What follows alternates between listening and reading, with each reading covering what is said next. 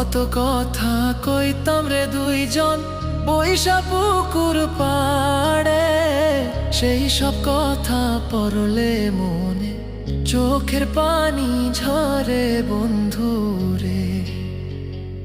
কত কথা কইতাম রে দুইজন বৈশা পুকুর পাড়ে, সেই সব কথা পড়লে মনে চোখের পানি ঝরে বন্ধু রে।